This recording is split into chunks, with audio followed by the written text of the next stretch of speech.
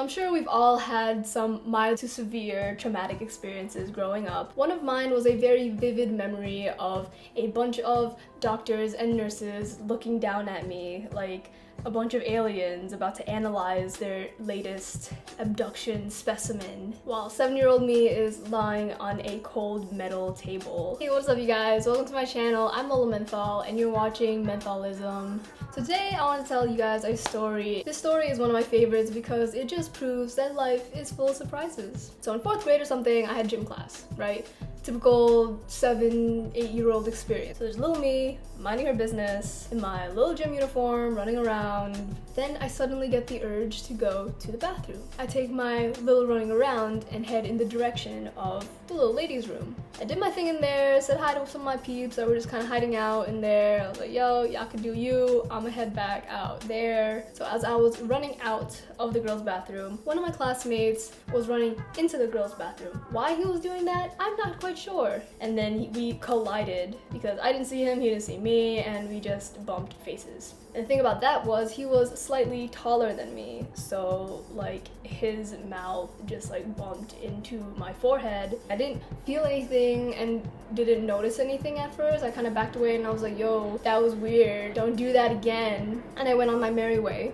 And I'm walking through the gymnasium and other kids are looking at me and gasping and in shock and pointing and kind of screaming. And I'm like, what are you looking at? So I go to touch my forehead to see like what's on my face that they're like pointing and screaming at. And I look at my hand and there's just blood, massive amounts of blood just from the one touch of my forehead. And I realized that like, oh shit, I'm like bleeding. And a lot. I'm panicking now and I'm screaming and my first thought is to go to the nearest adult, right? The adult in the room at that time was a substitute teacher. So I go up to her and she's like looking at me in shock and she's like, oh my god. She's scrambling. She tries to find me something to like put pressure on the wound, and she gives me a paper towel. I'm holding this paper towel, I'm like holding it to my forehead, and she's like, okay, you gotta go to the office. So she assigns another student, the buddy system, to escort me to the office, which was in a completely different building. So little me and other little person are taking what seemed to be like the longest walk across a parking lot ever, and then we get to the office. We tell them the situation, I show them my forehead, everyone's kind of freaking out but kind of trying to keep it together. One of them takes a flashlight and then looks into my forehead, and they came to the conclusion that the tooth did indeed break and remain inside my head. And I'm like, what does that even mean? How is that possible? Is my brain okay? Are they gonna have to do brain surgery? These are my 7-year-old thoughts. What is gonna happen? What are we gonna do? Is it gonna stay there? Am I just gonna have to live with this tooth in my face?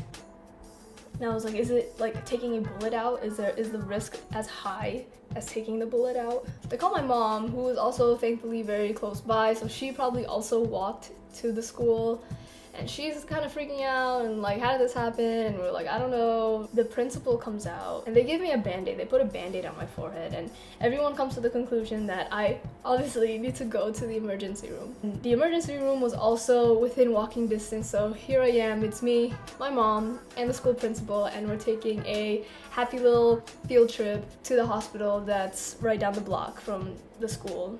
So we're walking, I have a band-aid on my forehead.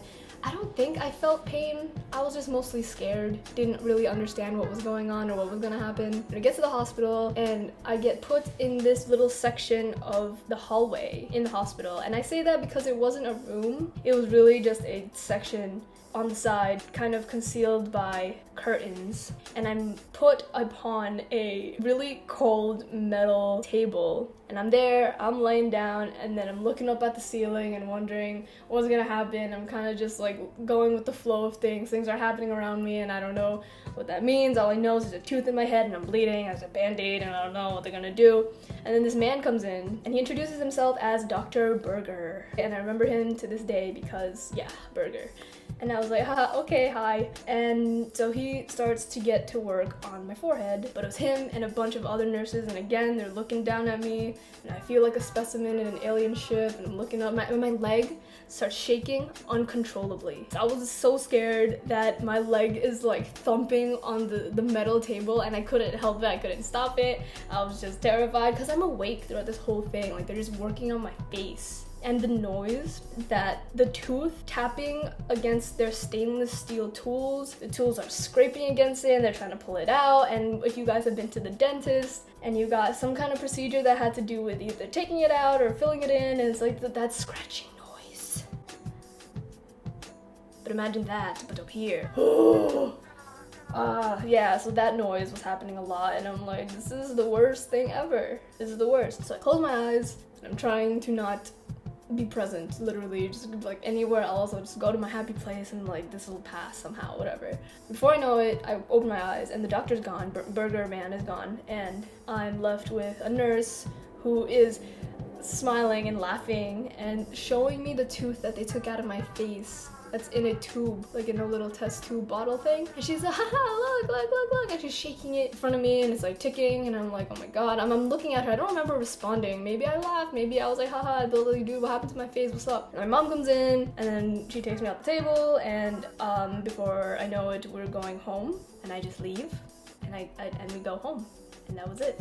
I don't remember what happened to the kid whose tooth broke on my skull. I don't know if they gave it back to him. I feel like they gave him the tooth back because he was at the hospital with his mom too when I got out of the curtain room. To this day, I've always wondered like if they put it back or if they gave him like a synthetic tooth. But I had stitches for a couple days or something, and my face was super swollen. I looked like a fish for about a week or so. On the bright side, I did get to stay home for that week and sit on the couch and watch Animal Planet. I used to watch Steve Irwin. I was chilling, looking like a fish, watching the fish on TV. I was like, hey, that is the story of my forehead scar.